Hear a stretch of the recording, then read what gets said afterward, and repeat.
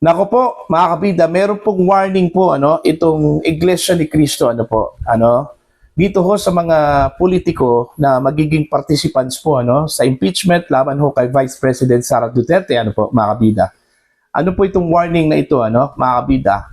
Hindi na raw nila iboboto kailanman ito hong mga politikong ito, whether membro ka man ng House of Representatives o ng Senado po mga kabida. Okay?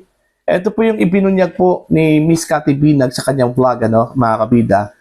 Mula daw sa kanyang reliable source, sa loob mismo ng INC, na hindi na raw iboboto ng INC ang sino mang miyembro ng House at saka ng Senado, pabor dito ho sa impeachment po.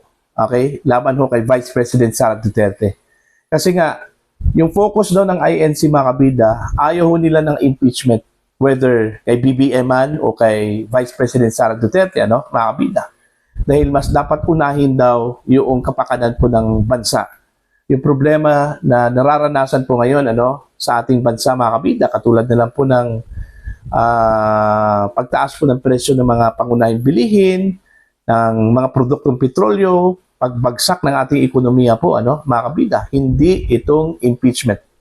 Ang masaklap po dito, sabi po ni Miss Cathy Binag, damay po ang sahing lahi po, mga kabida. Ibig sabihin, yung mga kaanak-anakan po, mga kabida, ng mga politiko. Okay, damay ho dito sa pagiging blacklisted po, mga kabida, po. Okay, ito, pakinggan muna natin.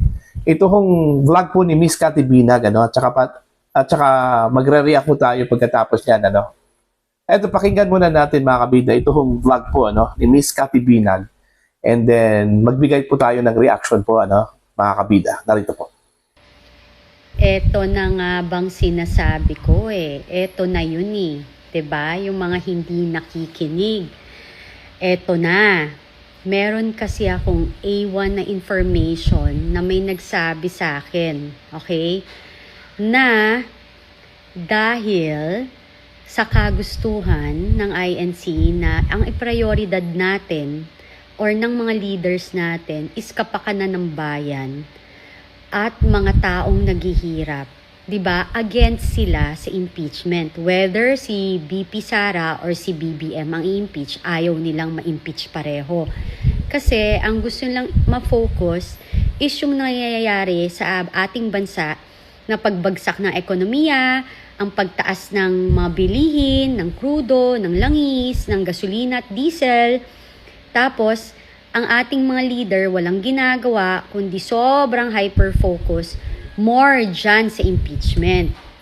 Ang balita ko, dyan sa HOR at sa Senate, kung sino man ang bobotong yes for impeachment ay magiging blacklisted na sa INC.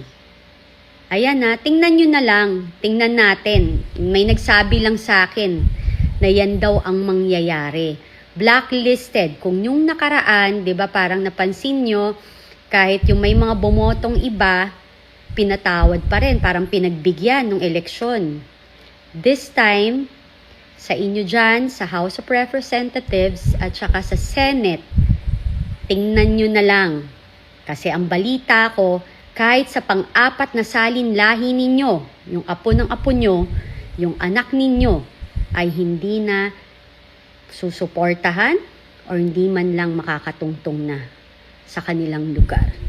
Dahil sila ay nakikiusap pero ayaw niyong pakinggan dahil nakita nila na ang prioridad ninyo ay mamulitika kesa ang iprioridad ninyo ay ang para sa bayan. So, nasa sa inyo na yan. Tingnan nyo na lang. Tingnan na lang natin kung anong mangyari. Nasa sa inyo kung you will risk it. Diba? Nasa inyo na yan. Kung gusto nyong hamunin, diba? Nag-announce naman, simula January, nag-rally, hanggang nung nakaraan lang, may 3 days din silang rally, supposedly, hindi pa rin kayo nakikinig. So, ayan, sabi nung aking informante na A1, na hindi mukha na talagang this time, lahat kayo na boboto ng yes dyan, wala nang tsansa. Blacklisted to the core. Kasi you don't listen to the call ng mga tao, yung mga panawagan ng mamamayang Pilipino na ibaba ang kuryente, ibaba ang bilihin, tanggalin ng tax, pagaanin ang buhay, pero kayo, busy kayo dyan lahat kung paano pabagsakin si BP Sara. Ayan po. Yan ang sinasabi ko po, ano, mga kabida. Parang minamaliit kasi nila itong pwerso po ng INC, ano. Mantakin nyo, ha. Akala po ninyo siguro, no, itong mga politikong ito na walang power po, walang puwersa ang Iglesia ni Cristo. Subok na yan sa mga nagdaang eleksyon po, ano, mga kabida. Okay? Diba? Subok na yan. Okay? At lalong-lalo na po sa national level, mga kabida, ano po. Okay? Kung totoo man po itong sinabi po ni Miss Cathy B. mga kabida, okay, na reliable source yung kanyang informant po dito, ano, yun. Ito yung sinasabi ko po na day of reckoning, ano. Okay? Sino man pong bumoto dito ho sa impeachment, pabor, ano, para matanggal si Sara Duterte, mga kabida. Yun na yung magiging kapalaran po niya, ano po. No? Lalong-lalo po, kapag siya po ay tatakbo sa national level, pagiging senador, mga kabida, yun. Kaya nga, ngayon, alam ko, mga kabida, na nag-iisip din ito hong mga senador. Okay? Kung hindi man po nag-iisip itong mga mambabatas dyan sa House of Representatives, kasi ang akala nila, mga kabida, wala hong epekto po yung boto ng Iglesia ni Cristo sa kanilang distrito. Okay? Siguro, mas maliit lang po siguro yung portion ng anong tawag po dito? Electorate dyan sa kanilang distrito, ano, ng Iglesia ni Cristo, mga kabida. Okay? So, siguro kampante sila, no? Pero dito ho sa national level, okay, katulad na lang po sa Senado, mga kabida, no? Alam ko, mag-aatubili talaga ito hong mga miyembro po ng Senate, okay, na bumoto po in favor sa impeachment po ni Vice President Sara Duterte, ano, mga kabida. Okay? Kasi lalong-lalo na po yung mga re-electionist, yung mga may balak pa po, ano, mga kabida, na tumakbo bilang senador. Diba? Hindi lang po ngayong eleksyon. Okay? Kundi sa susunod pa ng mga eleksyon po, ano, mga kabida. Kasi mantakin nyo, ha, mga kabida, okay? Yung warning po ng INC, damay po ang mga kaanak-anakan po. Ibig sabihin po, yung anak ng politiko at ng anak ng mga politiko. Okay? Damay po Hindi na po kailanman ibuboto, mga kabida, ng INC. Ano po? O ikaw, okay, gusto mong susunod sa yapak mo yung anak mo para maging senador. Can you afford that? Hindi mo kayang i-afford yun, mga kabida. Na madamay yung mga kanak-anakan mo po, ano? In the future. Alright? Ito, babala po ito, ano? Mga kabida, kung totoo man po itong sinabi po ni Miss Cathy B, na kung reliable man po yung kanyang information, na ito po yung warning po ng INC. Okay? Actually, matagal na pong sinabi po ng Iglesia ni Cristo, mga kabida, ayaw po nila ng impeachment. Okay? Kahit na po nung umpisa po, mga kabida, no? Okay? Sinabi po ng INC, hindi po nila suportahan po ito pong impeachment laban ho kay Vice President Sara Duterte. In fact, umapila po ito pong Iglesia ni Cristo po, ano, mga kabida, kay Pangulong Marcos, na ibasura itong impeachment against the Vice President kasi hindi raw ito maganda sa ating bansa at hindi po ito nakakatulong po, mga kabida, no, sa bansa po natin. Anong ginawa po ng Pangulo, mga kabida, after umapila itong INC, umapila din ito, ano, sa HOR. Okay? During that time, si Romualdez po yung Speaker of the House, ano, mga kabida. Pero hindi po nakinig. Okay? Hindi po nakinig ang HOR. Itinuloy pa rin nila, mga kabida, itong impeachment laban ho kay Vice President Sara Duterte. Parang lumabas po doon na hindi po nila nirespeto po ang Pangulo, ano, mga kabida, ano po. Okay, buti na lang. Ibinasura po ito, ano, ibinasura po ito ng Korte Suprema po, ano, mga kabida. Okay? Hanggang ngayon, ipinagpatuloy pa rin yung impeachment, mga kabida, against the Vice President. Okay? Parang atat na atat ito kung House of Representatives, ano? Ma-impeach si VP Sara, ano po, mga kabida.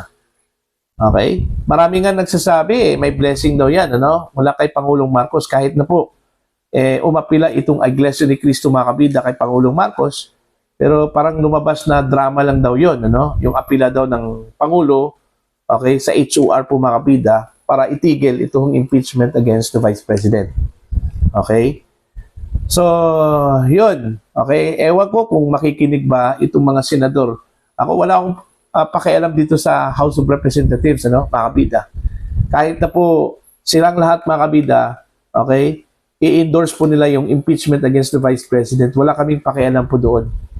Kasi alam naman po natin talagang lulusot yan mga kabida dyan po sa House, ano. Ang very crucial lang talaga itong impeachment court. Itong Senado po, ano, mga kabida. Kasi sila yung magde-decide sa kapalaran po ni Vice President Sara Duterte, ano po. Okay, sila yung magdedesisyon mga kabida kung tatanggalin ba nila itong si VP Sara, okay, at tuluyang ma-disqualify sa kahit anumang posisyon sa gobyerno, ano po. May mga speculations po na baka daw madadala itong mga senador sa maleta, mga kabida, ano po. Hindi naman po imposible yun. Okay, kung nagawa po yun during the time of former President Benigno Aquino III, naalala po ninyo yung PDAP, mga kabida, na naging controversial po. Okay? Nung time po ni dating Chief Justice Renato Corona, yung kanyang impeachment po, mga kabida, ano po. Okay? May mga umamin po ng mga senador during that time. Kaya sila bumoto sa impeachment po ni Corona because of the funds, may binigay na pera sa kanila, mga kabida. At hindi po ito malayo ngayon. Ngayon pa, parang karaniwan na lang po itong pamimigay po ng pera po sa mga mababatas, mga kabida, ano po. Diba? Meron nga tayong narinig na meron pong 1.3 million daw na inilaan para sa bawat mababatas na bumoto po, mga kabida, dito sa impeachment in favor, mga kabida, sa pagtanggal kay Vice President Sara Duterte. Okay? O, di ba? So, hindi po imposible yon na mayroong mga ganong temptation po sa mga senador. Pero magdedepende yan, mga kabida, sa konsensya po ng mga senador. Okay? Titingnan nila yung ebidensya. Ako, wala akong problema kung magbabase ho sila sa ebidensya. Kaya sila bumoto. Okay? In favor man or against dito ho sa impeachment ni Vice President Sara Duterte. Basta ang importante, hindi lang po outright. Okay? Ibig sabihin po, hindi ho sila boboto, mga kabida, dahil po sa pera. Kundi boboto sila dahil ho sa ebidensya po, Kung nakita ho nila na may sapat na ebidensya against the Vice President, di wala akong problema po doon. Okay? Pero kung boboto sila, mga kabida, because may pera po na inilaan sa kanila, tapos hindi po nila tinignan yung ebidensya po na wala palang basihan, yung impeachment against the Vice President, ibang usapan na po yun, mga kabida, Okay? Dapat maghunos dili po sila dito sa warning po ng INC. Kung totoo man po ito, mga kabida. Sabi nga dito ni Kati Binag, eto na nga ba, kasi ayaw ninyong makinig. Eto na nga ba yung na-anticipate ko noon pa na posibleng mangyari kasi ang kukulit at ang yayabang ng ilan dyan sa inyo.